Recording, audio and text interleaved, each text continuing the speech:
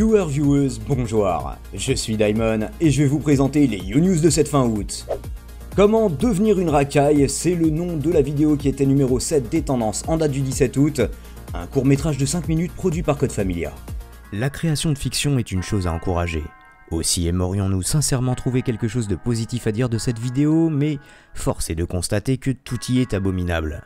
Du scénario convenu au dialogue peu inspiré en passant par le jeu des acteurs à la ramasse. Transfo blé complet, oh là là, ma mère elle gère trop. L'unique cadreur de ce petit film semble finalement le seul à au moins un peu essayer. Cerise de merde sur un gâteau ordurier, les premières secondes de la vidéo nous ordonnent de like, plus qu'elle ne nous y invite, et précise qu'il faut nous exécuter quand bien même ce court-métrage nous aurait déplu. Mets un pouce bleu, même si tu aimes pas. Alors, on ne tire pas sur l'ambulance. Tous les réalisateurs ont commencé par tourner sans matériel ni expérience. Mais là on parle d'une chaîne de 660 000 abonnés qui a plus de 1000 vidéos à son actif et 73% de flèches rouges en miniature. Autant dire qu'ils n'en sont pas à leur coup d'essai. S'il vous prenait la fantaisie de comparer avec la saison 1 de Nerds, web-série qui a déjà 10 ans, ou les premiers courts-métrages de Timothée Hochet, le fossé qualitatif vous semblerait abyssal. Tout comme celui des vues, hélas inversement proportionnel à l'intérêt présenté. Mais on est sur YouTube, donc fuck la justice. J'imagine. Insécurité, une altercation presque violente a eu lieu dans un fast-food de Chalon-sur-Saône, impliquant Vodka, un habitué des top tendances et l'un de ses fans. Explication. Il campe chaque semaine dans les top tendances, Valentin dit Vodka est passé au fil des années par GTA et le BMX, avant de se spécialiser dans les défis et vlogs au titre que certains trouvent aguicheurs, quand d'autres les jugent putaclic.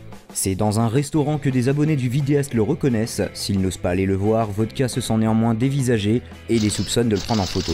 Excédé, il finit par se lever et menace un de ses viewers de lui, citation, exploser la gueule, fin de citation.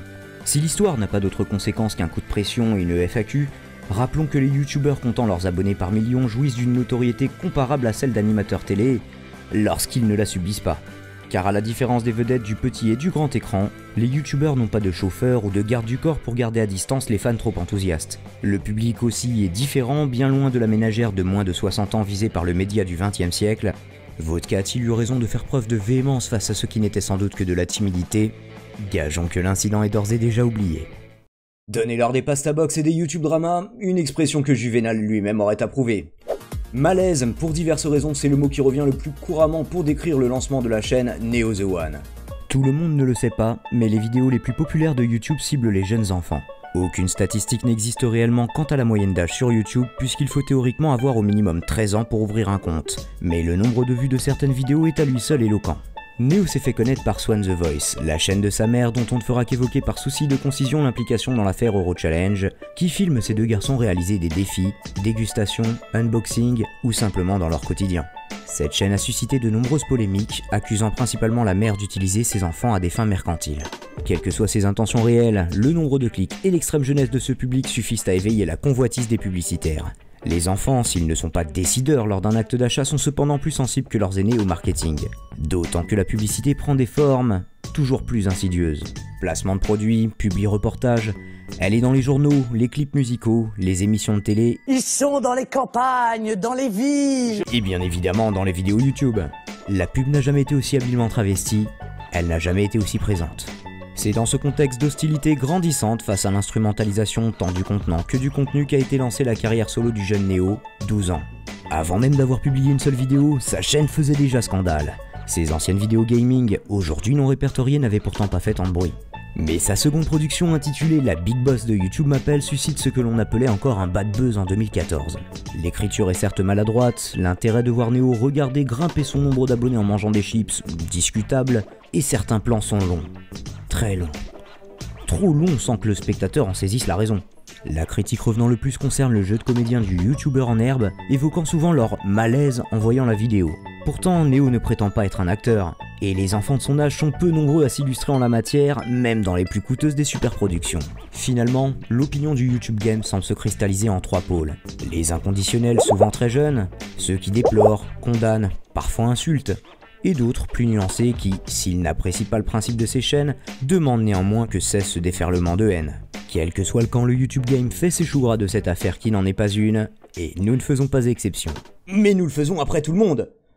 C'est le problème quand on propose autre chose que des vlogs sans écriture, ni montage. Profitons de ce journal pour faire appel à votre solidarité. Contrairement à l'affaire Dailymotion, cette fois-ci c'est sûr, ce n'est pas un fake. Un célèbre youtubeur vénal mais désargenté n'aurait même plus de quoi se vêtir. Sylvain Pierre Durif, alias Oriana, l'homme vert, le grand monarque, le Christ cosmique et Merlin l'Enchanteur s'est fait connaître en décembre 2012, à l'occasion de la fin du monde. C'est en tentant d'imiter le rugissement d'un lion blanc que l'improbable sauveur de l'humanité a déchiré cette semaine son unique chemise. Si le grand monarque a voulu concrétiser son rêve d'être un lion, il ne vit pas pour autant dans la savane. Et l'hiver peut être rude, à Bugarache. Des images à la limite du supportable, vous en conviendrez. Un média russe, top tendance francophone d'une plateforme américaine, il fallait bien un attentat pour que ça se produise. RT France est resté 2 jours top tendance avec une vidéo très peu informative des attentats de Barcelone, affublée d'un « attention, image choquante » plus vendeur que préventif. RT, c'est l'abréviation de Russia Today, financée par le Kremlin et chargée de mettre en avant le point de vue russe à l'international, puisque leurs émissions existent en anglais, en français, en arabe et en espagnol. Du point de vue occidental, RT est souvent considéré comme de la pure propagande gouvernementale poutinienne, proche de l'extrême droite, pratiquant la désinformation et s'adonnant allègrement aux théories du complot. Le public de Russia Today voit lui ce média comme un organe de réinformation, proposant une vision alternative aux médias anglo-saxons qui promeuvent l'impérialisme américain et le libéralisme forcené. Mais l'information des uns reste la propagande des autres, et inversement. Finalement, confronter différentes propagandes reste le meilleur moyen d'avoir un aperçu de la vérité. Notre rédaction choisit de ne pas s'appesantir sur l'attentat lui-même, semblable et tout aussi dramatique à ceux de Paris et Bruxelles. Nous préférons ainsi ne pas donner dans le sensationnalisme à défaut de réelles informations, ici c'est pas la télévision. N'oubliez pas d'activer la cloche pour ne pas manquer le prochain numéro et bien sûr nous reverser la moitié de votre salaire sur Tipeee. Je vous dis à très vite, c'était Daimon.